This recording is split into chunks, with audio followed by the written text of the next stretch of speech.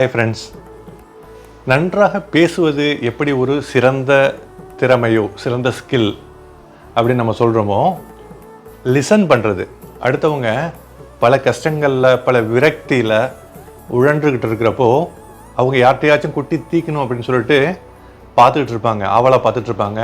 At least அவங்க பாரத்தை இன்னொருத்தவங்கள்ட்ட புரிஞ்சவங்கள்ட்ட சொல்லி அவங்கள்ட்ட ஆலோசனை கேட்கணும்.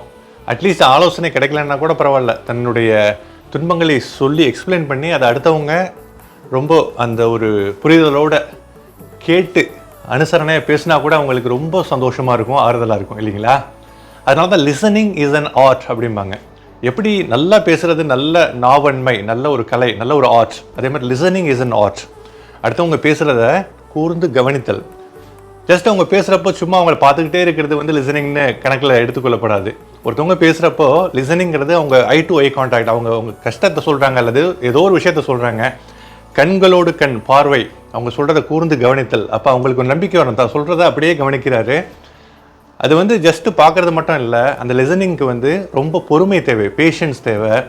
அது மட்டும் இல்லைங்க, யார் நம்மள்கிட்ட சொல்கிறாங்களோ அவங்களுடைய சூழலில் நம்மளை பொருத்தி பார்த்து கனெக்ட் ஆகுறது ஆக்சுவலாக. ஓகேங்களா?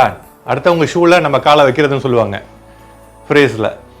அடுத்தவங்களுடைய கஷ்ட சுச்சுவேஷனில் நம்மளே பொருத்தி பார்க்குறது ஆக்சுவலாக. அந்த பேஷன்ஸ், அந்த பொறுமை, அந்த ஐ டு ஐ கான்டாக்ட் ஆக்சுவலாக, அந்த காம்ப்ரஹென்ஷன், அந்த எம்பத்தி அப்படின்னு சொல்லுவாங்க. இந்த மாதிரி விஷயங்களோட கூர்ந்து ஒரு நல்ல ஒரு அனுசரணையோட கண்களோடு ஒரு ஐ கான்டாக்டோடு சிரித்த முகத்தோடுன்னு சொல்ல மாட்டேன், ஒரு நல்ல கூர்ந்த பார்வையோடு சொல்கிறவங்கள்ட்ட அவங்க விஷயங்களை நல்லா உன்னிப்பாக கேட்கிறது, அவங்கள பேச விட்டுடணும். ரொம்ப விரக்தியாக உள்ளவங்களை வந்து அவங்க எவ்வளோ நேரம் பேசுகிறாங்களோ, 5 நிமிஷம் 10 நிமிஷம் அரை மணி நேரம் நல்லா பேச விட்டுட்டு நான் இந்த விதத்தில் கவனித்து அதுக்கப்புறம் அவங்களுக்கு முடிந்த அளவு ஆலோசனை தர வேண்டியது. இதுதாங்க லிசனிங், கரெக்டான லிசனிங் ஸ்கில்ஸை வந்து இம்ப்ளிமெண்ட் பண்ணுறது. இந்த விஷயம்லாம் யார்கிட்ட இருக்கோ அவங்களாம் பிளஸ்டு ஆக்சுவலாக.